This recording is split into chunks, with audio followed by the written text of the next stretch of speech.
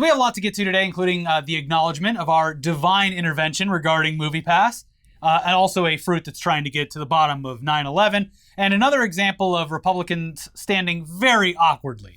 But first, we should provide an update regarding the Trump FBI search, because there are a few important things expected to happen this week, including the potential release of that sealed affidavit, which, depending on how much of it is actually made public, would provide more specific reasoning behind the motivation to retrieve important documents that were being held at Mar-a-Lago. And one thing we definitely saw coming, though, was while Trump is publicly stating that there's nothing to hide at all and that information regarding this raid should be released, we thought, he would just keep doing whatever it takes to stop the investigation in its tracks, or at least attempt to slow it down. Yeah, which is what happened at the start of this week when Trump filed a lawsuit attempting to stop investigators from reviewing documents that were seized during the search of Mar-a-Lago until a third party is brought in to see if any of it can be withheld. Here's Politico with more on this. In a legal filing Monday afternoon in federal court in Florida, attorneys for Trump asked the court to appoint a third party to sift through the records FBI seized 2 weeks ago as part of an investigation into unlawful retention of classified information, misappropriation of presidential and federal records, and potential obstruction of justice. Quote, "This matter has captured the attention of the American public," Trump's motion says. "Merely adequate safeguards are not acceptable when the matter at hand involves not only the constitutional rights of President Trump, but also the preservation of executive privilege." In the submission, styled as a motion for judicial oversight and additional relief, Trump's lawyers also asked that investigators be blocked from further review of these seized materials until a third-party review process is in place. Yeah. Okay. Trump's attorney said that they were informed by a prosecutor that a Justice Department filter team is reviewing the seized records to call out any privileged materials, but the Trump lawyers contend that that safeguard isn't sufficient. Trump also issued a statement that called the raid despicable and said he wants the records back so that he can just give them to the National Archives for eventual inclusion in the Donald J. Trump Presidential Library and Museum. Quote, "We are now demanding that the Department of Justice be instructed to immediately stop the review of documents illegally seized from my home. All documents have been previously declassified," Trump declared. Justice Department spokesman Anthony Coley said government lawyers would deal with Trump's latest legal salvo in court. Quote, "The August 8th search warrant at Mar-a-Lago was authorized by a federal court upon the required finding of probable cause," Coley said in a statement. "The department is aware of this evening's motion. The United States will file its response in court." So yeah, basically this boils down to Trump just trying whatever legal avenue that he can to suppress or delay the investigation. And all this does is put a small speed bump in front of investigators. It's literally just a man trying to bide his time. Yeah. It's a rat in a cage. Yeah. And, kudos to him. He actually got some lawyers to work on this. Yeah, he's having a little more trouble up in New York City. Mm-hmm. Apparently, he filed a recent legal motion and listed himself as his own attorney. Yeah, I think that might have been this one, but it was I think it was just a filing error or something. Yeah, but it is funny to imagine him defending himself in court. Put this man's lawyer, and by that I mean him, on the stand. Yeah. Yeah. But anyway, since we're on the topic of weird-looking conservatives, let's check in on Trump's main competition for his party's nomination in the 2024 presidential race. That'd be Governor Ron DeSantis of Florida, a man who just loves standing normally, just like the former president. Yeah, he had that lean, didn't he? Just a normal guy who looks totally normal. Yep, nothing to see here. Just a man standing. Just a man who gained 20, 30, 40 pounds during the pandemic and forgot to take his suit down to the tailor's. I cannot wait to get this thing off. So yeah, the source of this cursed image is an event in Pittsburgh this past weekend where DeSantis turned up to support and endorse Pennsylvania Republican gubernatorial candidate Doug Mastriano. But it looks like Mr. DeSantis hasn't picked up a new fresh-fitting suit in quite a while because he looks a little restricted. And yeah, while it's definitely fun to laugh at DeSantis for looking like a total dork, this guy is actively responsible for the rapid rollout of outrageous and in some cases dangerous new policies, using his home state as a testing ground for the rest of the country should he unfortunately gain more power. I mean, the states are constitutionally regarded as laboratories of democracy, but Florida is more of a meth lab of democracy. Yeah. So one of the more ridiculous recent bills passed under DeSantis' watch is HB 1467, which took effect last month and, among other things, restricts the reading material that's available in public schools until a certified educational media specialist can review all submitted material and then approve or deny it based on the state's requirements. This is per school district too, by the way. So these certified specialists will need to review any and all reading material submitted in each district. And yeah, I mean, it really seems like the state is just going to deny any material that contains language deemed offensive or material that takes an uncensored or critical look at American history. So, a book ban. Yeah, and I mean, especially for the younger grades, a lot of the books that teachers read to those kids are donated. And this includes any, like you're just not allowed to donate to teachers. Yes. Anymore. Well, Teachers, you have enough resources as it is. Yeah, exactly. Something that wouldn't be, I guess, as far as donations go, wouldn't be as big of a deal if the education system were properly funded. Instead of reading from some woke storybook, why don't you tell the kids about some stories from Iraq? Yeah. Because you are a brand new teacher with a high school degree who. Proudly served. You only have this job because we opened up teaching positions to veterans for some reason. Yeah. Anyways, despite the new school year having just started, there is basically a freeze on any new book purchases or donations at all until these book monitor rules are filled, which of course has led us to the very stupid and outrageous headline, Florida District declines dictionary donations as it navigates a new book law. It might be one of those woke dictionaries. I mean, clearly the dictionary contains words that we do not like. It's got critical, it's got race, and it's got theory. Get it out of here. Here's NPR with more. A school district in southwestern Florida has made headlines for rejecting a donation of dictionaries because of a freeze on new books in its libraries and classrooms. That freeze is temporarily in place while officials navigate a new state law that gives parents more control over the selection of reading and instructional materials in schools. The changing guidance is posing a logistical challenge for school districts, many of which have already begun the new school year and are scrambling to sort out compliance and new best practices. That's been the case in Sarasota. God damn it! Where the Sarasota Herald Tribune reports that hundreds of dictionaries are gathering dust after district officials declined a Venice Rotary Club's donation. The club has donated more than 4,000 dictionaries to Sarasota elementary schools for nearly 15 consecutive years in partnership with a nonprofit called The Dictionary Project, member Gar Reese told the newspaper. This was the first year that they were declined. It all comes back to Sarasota, doesn't it? The Dictionary Project was told that they would have to wait until January to see if the donations could ultimately be accepted. And that's, quote, in part because the law requires all reading material in schools, regardless of whether it's purchased or donated, to be selected by a certified education media specialist. And the district doesn't currently have any working in its schools. And it's not just Florida, though I'm sure that you won't be surprised to learn that the next state we're going to talk about is Texas. Yeah, over in Texas, they're doing that whole book banning mess too. And last week it was reported that in one district, a GOP favorite has been caught up with the rest. The Bible. No! My favorite. Oh, and an adaptation of Anne Frank's diary too. Just for good measure. Ooh. Yeah. Here's the New York Times. One day before students returned to classrooms in North Texas, a school district ordered principals and librarians to remove books, including the Bible and a graphic novel adaptation of Anne Frank's The Diary of a Young Girl, from libraries and classrooms. The Keller Independent School District reviewed the 41 challenged books during the previous school year, but a policy approved by the school district's Board of Trustees last week requires staff to pull the books from shelves so that they can be reviewed again.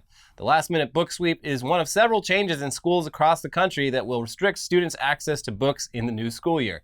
Parents, school board officials, and lawmakers have recently challenged books at a pace not seen in years, with some of the most scrutinized books dealing with sexual and racial identity. Have no fear, though, American patriots. Jesus isn't going anywhere. Nope. Because in another infuriating move that ironically goes against the Constitution, Texas has made it so that schools are required to hang donated signs that read, "In God we trust." Yeah, so we trust him. Quick recap. Donated books, even dictionaries, must be reviewed and approved by the state and committee. Donated Christian decorations from the local Hobby Lobby, not just approved, required. to be posted. Right next to the Live, Laugh, Love. Yeah, Let's that's fucking go. I mean, it's like a bunch of wine moms who were like, don't break the 3 laws. Live, laugh, and love. Here's the local outlet, Texas Tribune, with more on this absolutely frustrating law. A new law requiring Texas schools to display donated In God We Trust posters is the latest move by Republican lawmakers to bring Christianity into taxpayer-funded institutions. Under the law, Senate Bill 797, which passed during last year's legislative session, schools are required to display the posters if they are donated. And the donation part seems to be the obvious way to somehow get around the whole, separation of church and state How'd that thing. get there? Because obviously right-wing and Christian organizations would immediately flood local schools with tacky sign donations, which is exactly what's happened. Here's more from that article. Senator Brian Hughes' In God We Trust poster law is also precisely written. Texas public schools or colleges must display the national motto in a conspicuous place, but only if the poster is donated or purchased by private donations. Hughes has already praised groups who are donating posters, and one of those groups happens to be Patriot Mobile, a mobile service provider for Christians and patriots who are tired of all those secular phone plans and want something that certainly seems like it could be a honeypot. Is this the same as the Freedom Phone? I don't think it is, but it's pretty close. This is brilliant. Yeah. Because I'm sure the service is dog shit, but they're like, well, we're not doing censorship on here. This is not woke like Verizon and T-Mobile. It's pink. T-Mobile's pink. You want that on your phone? I mean, literally, it's a mobile plan where your money goes back into like stuff like this, like banning books and shit like this. It's funding PACs that go out and cause chaos in the world. But yeah, if you sign up for that at this point, hopefully, I'm not in favor of mass surveillance, but if you sign up for something called Patriot Mobile. Yeah, I hope you're on a list. I hope you're being surveilled.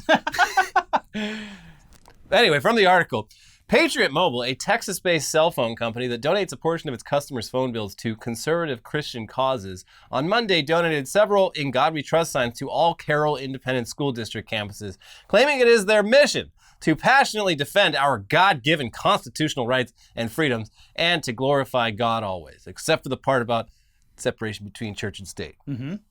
Don't like that part. Mm-hmm. Patriot Mobile has donated frame posters to many other school districts in the Dallas-Fort Worth area, and we will continue to do so until all the schools in the area receive them, the company said in a Facebook post. We are honored to be part of bringing God back into our public schools. Add all of this to the big stinking pile of issues that educators have to deal with, like low pay, constant emotional and physical abuse, and you can easily understand why there's a so-called teacher shortage right now. Because who would want to deal with all this bullshit and get paid pennies for it?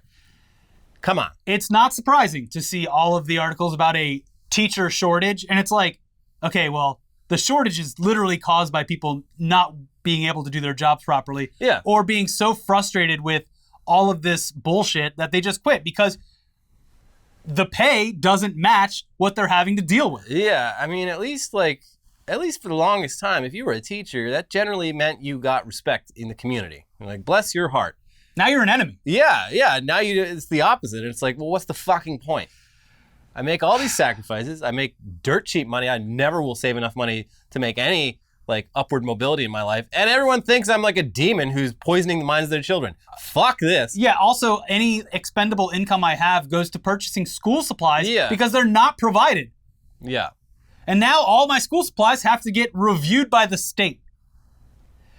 But let's move on and save some of the rage that we have inside of us for the rest of this week's videos because now it's time to provide you with an update regarding MoviePass. Oh, baby. Yes, it is very weird that an announcement and marketing materials regarding the return of MoviePass went out almost immediately after we mentioned the company on our most recent episode. It was like, you know who we haven't heard from in a long time?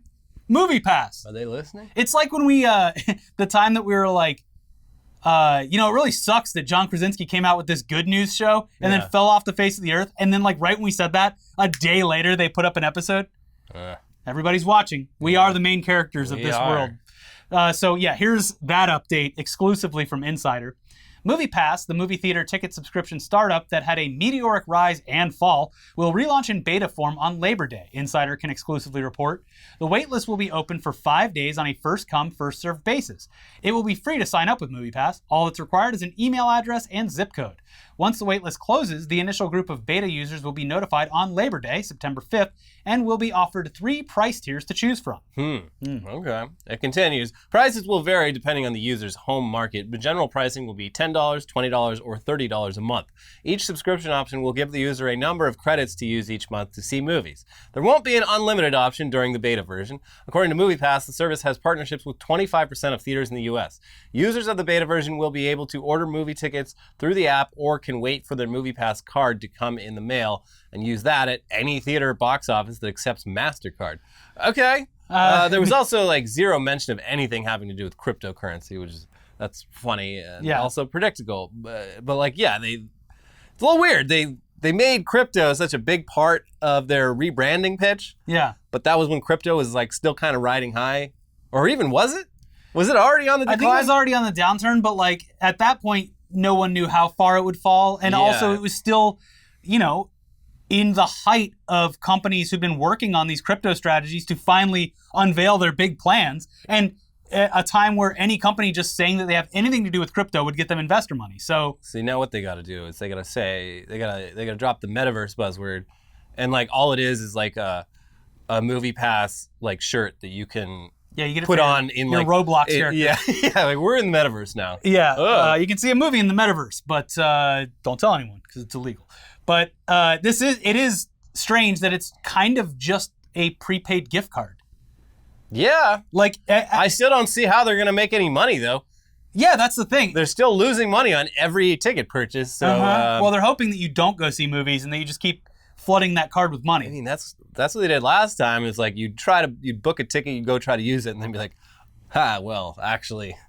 The problem is, alas, this product is specifically marketed for enthusiasts who will definitely take advantage and use it to its maximum potential. It's a great deal. So, you'd be a fool not to. Again, the saga begins for MoviePass 2.0, and we are definitely here for it. But that's not all the updates for stories that we've covered recently, because the completely unnecessary drug test that the Prime Minister of Finland had to take for having too much fun and being too hot came back negative. Yeah. It was just a good old-fashioned self-made She's fun. high on those, Scandinavian vibes. Although is Finland part of Scandinavia? I think that's arguable. Anyway, the Prime Minister, in case you missed the first time we talked about this, Finland's Prime Minister Sanna Marin was in the news last week after videos were made public showing her dancing and partying with friends. Being a normal fucking person. Yes. Well, the response both locally and internationally was just outrage. Because they're just jealous of her being hot, successful, and having friends who actually enjoy her company. That's really all it is. They are jealous. How dare her? From NPR. Some criticized her behavior, questioning her maturity and competency. Others called for Marin to take a drug test, which she took on Friday in response to the criticism. The test results came back negative on Monday, the Finnish government wrote on its website. So, bravo. Now she should be able to do drugs. Be like, all right, you passed. Yeah. We're not going to test you for a while, so if you really want to go ham with it, be our guest. She can do whatever she wants. Yeah, I like it. But speaking of girl bosses getting W's, the woman accused of stealing Nancy Pelosi's laptop during the January 6th insurrection will be able to go to the Renaissance Fair after all. Yeah. She has been granted permission. You can meet her and you can try to change her. Yes. Even though she is we might have downplayed this one. Like, she's like basically a fucking Nazi. Like, yeah, no, she's terrible. She's like not just like a crazy conservative, but like Nazi-ish, Nazi adjacent. Probably a fucking Nazi. Yeah, was all over like certain Discord channels bragging about stealing the laptop. Potentially was looking for people to sell it to, a government laptop. So I mean, that's funny. Look, but it's funny that someone steals Nancy Pelosi's laptop in theory. Yeah. Specifically when it's a person who, in their mugshot, looks normal and who likes Renaissance fairs. I just want to see the folder on her desktop that says stock pics. Yes. Release the stock pics. Yeah. A woman on house arrest for her involvement in the January 6th Capitol insurrection was granted an unusual exception. Riley Williams, who is in her 20s, is accused of stealing Speaker of the House Nancy Pelosi's laptop during the riot before later getting rid of it. She was placed on house arrest in January and has only been allowed to leave for work and healthcare needs. However, Williams petitioned a judge to let her attend an 8-hour Renaissance fair the weekend of August 27th and 28th. Quote, "She is confined to her home 24/7 with exceptions," said her lawyer, Lori Ulrich. "Every once in a while, if there's an activity that interests her, we can ask if she can attend." And yeah, her petition was granted, allowing her to attend the event this coming weekend. Ooh! Anyway, let's switch gears once again to talk about how two seemingly unrelated things have crossed paths, much to the amusement of everyone online. So a Colorado company specializing in delicious, juicy peaches is using the profits from its fruit business to, investigate 9/11, I guess. Sure. So this story is actually a few years old now, but it was mainly contained to the surrounding areas. That all changed this past weekend when Twitter user MKA Ultra posted screenshots of the company website, adding that they are, quote, "obsessed with Colorado's 9/11 truther peaches." So at first it looks like a joke, but we obviously checked, and yeah, sure enough, the official website for Palisade Produce has a disclaimer right on top of their website in bold, red, and white that reads, "Palisade Produce supports an honest investigation into the 9/11 terrorist attacks."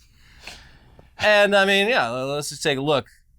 Let's look around and see how the local media covered this when it first came to light back in 2018. What do you think when you bite into a delicious Palisade peach? You thinking, man, that's juicy, or wow, I love summer in Colorado? One peach grower wants you to think 9/11 was an inside job. So the Twitter thread, along with the local news coverage, points out that all the boxes of Palisades peaches come with a 9/11 truther statement printed right onto the box. This is like the thing In-N-Out does, but like so much. In-N-Out like hides crazier. it. It's just like the Psalms or whatever. it's like Mormon Bible verses. But like, imagine you open up you finish your In-N-Out double, and you check the wrapper, and it's like Bush did 9/11. Yeah, but no, printed on the front too. Yeah. Like this. So on the side of the box it says Palisade Produce supports 9/11 truth and justice. See info on bottom of box. And yeah, let's flip this bad boy over and see what it says. This is on the bottom of every box of peaches they ship. "We must reopen the 9/11 Commission investigation. Irrefutable evidence of controlled demolition on 9/11 has been deliberately suppressed. Terrorists destroyed a third skyscraper that was never hit by a plane on that day of evil. World Trade Center 7 was not hit by a plane, yet fell in symmetric freefall into its own footprint. Please educate yourself concerning facts and demand action from your federal legislators." And yeah, so the owner of this business claims that it's costing him a lot of customers. Yeah, that's sticking to your principles can be costly. Yeah, but he thinks the message is all worth it. And he also thinks that his loss of customers is actually a government conspiracy itself against him because he was charged with a felony for operating an illegal marijuana grow operation. Dave Cox volunteered to me that he was also charged with felony marijuana growing. He says it's government retribution for his 9/11 trutherism. Well, they banned me from growing weed. I guess I'll just grow 9/11 truther peaches. Yeah. Kind of want to try the peaches, though. Are they as good as Georgia peaches? Well, I don't know. Let's find out. Let's find out what happened on 9/11 while we're at it. Yeah. This peach is delicious. Almost as delicious as the fact that jet fuel cannot melt steel beams. But it can melt my delicious taste buds. Yeah. So yeah, I mean, who's to say? Is it a government conspiracy for this guy? Or is it just a guy who is way off the deep end on conspiracy theories and is using his business to spread the word? Probably the second one. Although there's really no need for a second 9/11 commission. The first one was very thorough. It's just like half of it's fucking redacted. So it would be cool if sometime in my lifetime we got to see the redacted sections unredacted. Probably a lot of interesting shit in there. Yeah. I think, well, after a certain period of time, it'll be declassified. They never will because, I don't know. I have my... We'll be dead. I have my theories, Yeah. and I'm not going to share them with you because I feel like YouTube wouldn't like that. No, you should buy them on whatever you're selling. I'm gonna start a farm and put Yeah. my ideas on my fruits instead. This is welcome to Elliot's Artichokes. Susan Wojcicki can't stop me from sharing my views off YouTube through my fruit company. I think they can now, actually. Oh, Yeah. is that how they took down I'm not even going to say his name. Yeah, we haven't covered him. I don't think we ever will. Anyways, unfortunately, due to the large amount of attention and traffic, thanks to the story going viral again, the very specifically labeled 9/11 investigation link on its website now just goes to a 404 page. Damn, big So- government. Yeah, They really got. They're really trying to take this man down him and his for peaches. questioning the official narrative. They must be damn good peaches. Yeah, they're made with not just love, but zeal. Yeah. Yeah. Anyway, and on the topic of unintentionally hilarious local news stories, a local slide in Michigan was reopened after being closed to the public during the pandemic, only to be immediately shut down a few hours later after videos started appearing online of locals just getting the shit kicked out of them, just being thrown into the air by the slide's aggressive slopes. Mm-hmm. And look, we're sorry for laughing at this, but it's fucking hilarious, especially with the sound on. So we're just going to risk it and play the full clip with credit to the person who posted it and a link below. But if for some reason our video cuts right here and immediately skips to the outro, it's because we got a copyright strike for showing it. Yeah. So here we Links go. are down below, though. Here's the local slide, opened and then closed for potentially hurting people.